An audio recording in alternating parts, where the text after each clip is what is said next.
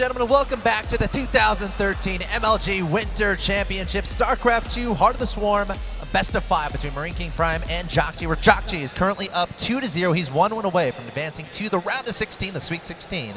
The next map, it's going to be Daybreak. A great map here for game number 3. I really love to see MarineKing's micro on this map. You can see here, there's a lot of bases on the map, a lot of tight choke points. That's going to make it really great to defend, really great to use drops to try to navigate around the choke points. Key Zell Naga Towers control vision of all the different attack points into your base, bar the most circuitous one around the very edges of the map there. I'm really excited to see both these players take it to the longer game here on Daybreak. Daybreak's such a positional-based map. Like, if you can keep your opponent from taking a third, get some fancy siege tank positioning in, it will be a very fun game for you. Of course, here we are into game number 3. This is a very important game for your player in the bottom left-hand location. He needs your support if he wants to remain in this tournament. He is MarineKing Prime.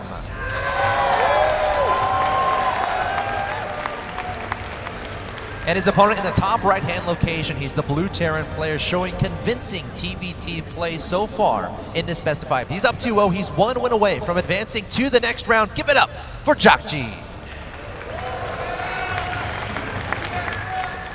I can tell you, Jjakji would be so happy to win this 3-0. I mean, if you look at the tournaments Jjakji plays, the amount of times he ever loses to his Zerg Lord Protoss are so few, and taking out one of the best Terran players in the world 3-0 would mean he's pretty much, at least in his mind, conquered that matchup as well. And I think if he wins this set here, he's going to be one of the top couple favorites to win the entire tournament. Absolutely. Everyone, he's right now. He's like, you know what? I know you guys are not. You're not putting me in on your little brackets when you're trying to predict this tournament, but I'm going to 3-0 MarineKing, and no one can ignore me. So, you know, Jjakji, he's kind of known for this too. I feel like in his GSL run, his GSL victory, not many people were looking out for him. And like, I remember, like, it was the quarterfinals or something. No one was really no one was really considering Jjakji as a guy who would make a run. But he's showing he came to play at the 2013 MLG Winter Championships. He has been focusing a lot on Heart of the Swarm, and look at this confidence he's showing, going for Command Center first. I love that decision on Daybreak, especially if you think about the first 2 games and how they went, right? Both the first 2 games, MarineKing was trying his double gas, very aggressive style, and Jjakji stopped it cold. And so he's got to be thinking, he has to know. I mean, we talk about MarineKing's style, where he either goes very aggressive or very macro-focused.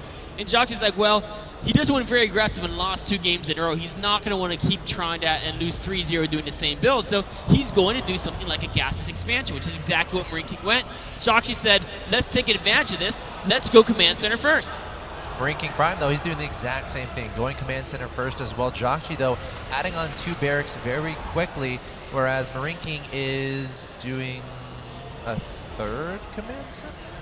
He just went 1 barracks. So gasless expansion from MarineKing. Where's the barracks? Why am I? Oh, it's right in front of me. Yeah, gasless expansion from MarineKing. Command Center first from Jjakji. Both very similar builds. Third. Yeah, there's a 3rd. Oh, just right now. You're right. So, you know, saying if you're going to go Command Center first, I'll go double Command Center. If Jjakji sees this, he might go up to 4. That'd be pretty awesome. But no, Jjakji's going to be the first one to add in that gas. And note that he already has 2 barracks producing Marines. So he's going to have the map control. He's going to have the greater Marine count going into the big game. And he's going to have the better attack because of that refinery. MarineKing, though, is going to have more mules, more scans, and also a greater SCV count. Both these guys have a decent idea of what the other is doing to a certain extent. They both scouted out each other's fast command centers, but of course, MarineKing obviously doesn't necessarily know about the gas in his opponent's main base, and Jjakji doesn't necessarily know about that 3rd command center. These are 2 very big differences, especially in the TVT matchup. It's kind of an opposite of what happened in games 1 and 2, where we saw MarineKing go for those early gases before his opponent. Whereas in this game, we're seeing completely different play here from MarineKing, getting those gases fairly late, going for that fast 3rd command center. But Jjakji, you know, it's not like he's investing a ton into these gases. He's playing a little bit more standard. MarineKing is the one reaching a little bit and really prioritizing that economy. He is. And another thing to note is that there's a big difference between one player on 2 bases and the other on 1 versus in this case, both players are on 2 base. MarineKing with an extra orbital, it'll give him an economic advantage, but it's not like Jjakji has to do massive damage in order to make up for it. In fact, just taking some faster medevacs or a higher tank count from getting factories faster or faster upgrades, anything like that it should be enough to mitigate that advantage, at least to a significant degree. The question is, what is Jjakji going to attack for? Is he going to get, looks like already attack map on the factory, so going to get a high tank count very fast out the doors. Is he going to use that to try to leverage up a third base, maybe get a contain on MarineKing? There's a lot of options to use with that faster tank count. Now, MarineKing staying true to his name so far, making pretty much nothing but SCVs, and of course those Marines thus far in this game.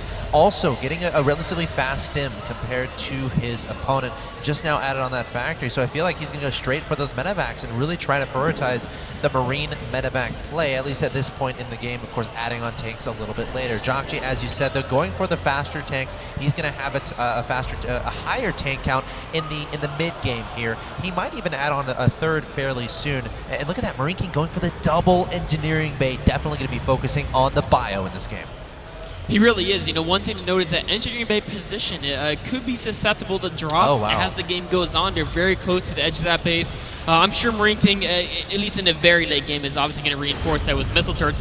Jjakji, though, has been getting combat shields. And one thing to know about combat shields is if there's no medevacs in play, it's very strong for just a Marine versus Marine fights. Whereas MarineKing went for that stim pack knowing that there's a chance he might have to try to break a tank line with Marines, and then you need that stim pack so you can close the distance and take out those tanks before too much damage is done. And that may indeed come into play here as Jjakji's moving out with this tank, this combat shield Marine force backed up by the siege tank.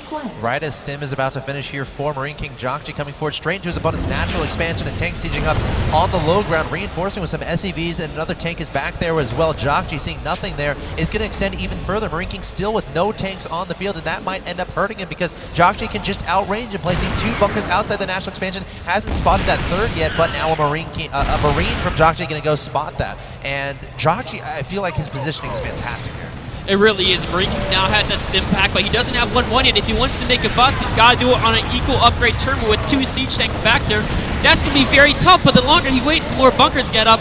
Jjakji with a really well-executed push going on here. Gosh, this orbital command, look at MarineKing is going to go with everything. This might be his final stand of this tournament. SCV's coming forward. Marines as well going to be stimming. 1-1, keep in mind, is not yet done, but MarineKing trying to spread out as much as possible. There's even bunkers here from Jjakji. He's going to fill those up with Marines, and Jjakji demolishing MarineKing's attempted bust. Oh, a very close try by MarineKing, taking out the first tank, and you know what?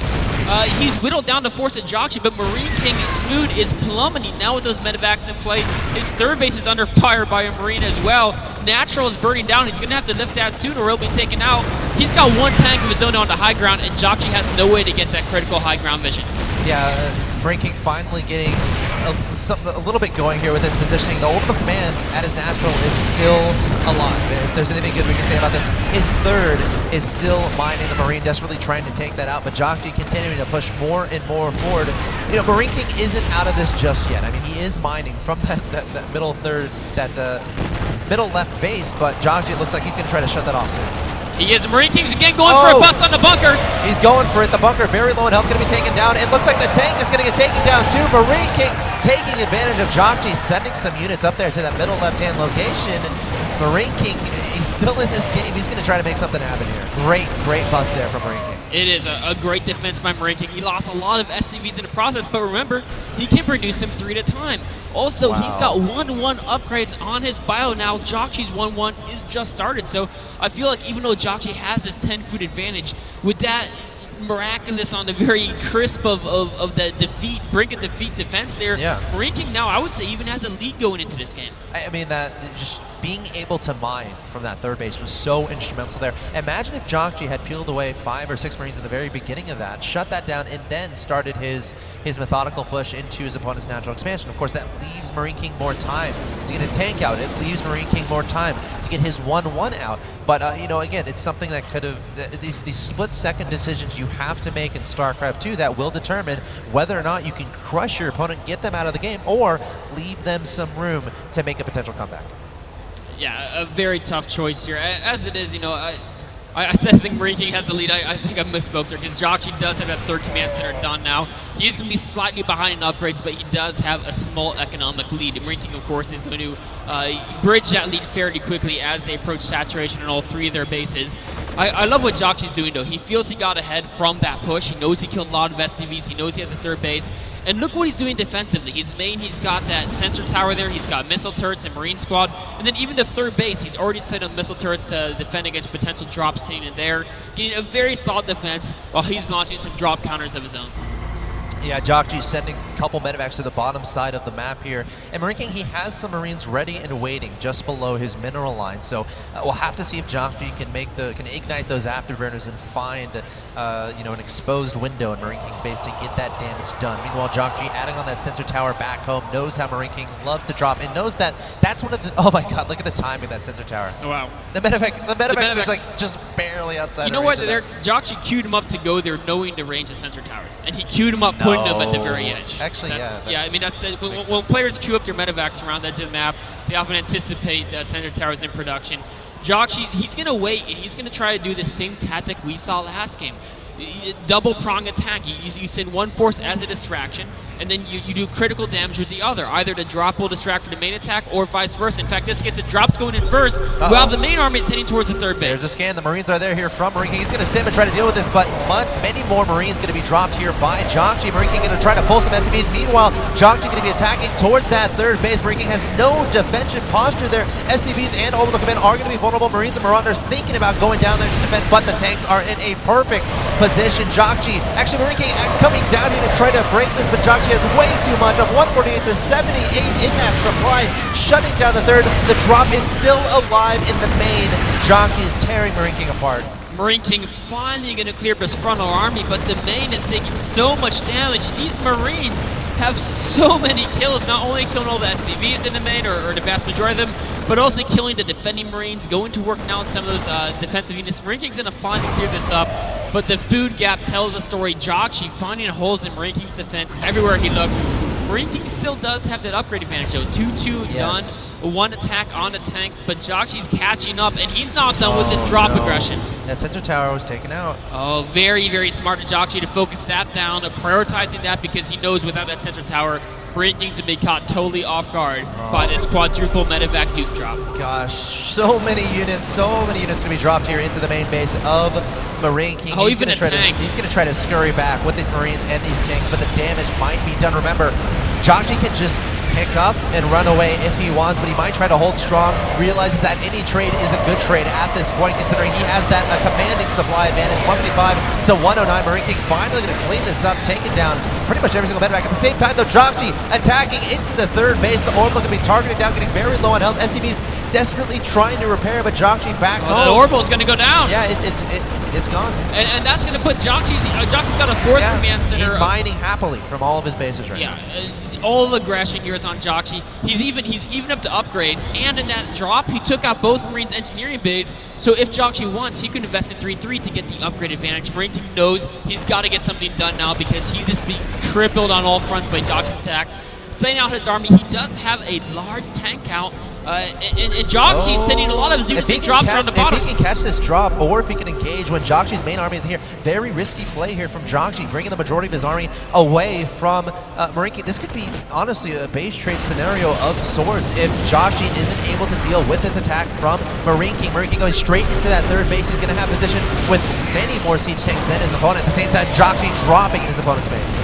Jjakji's going to give up his third. I think he'll be happy to defend his natural, though, as this drop has absolutely no answer in MarineKing's main.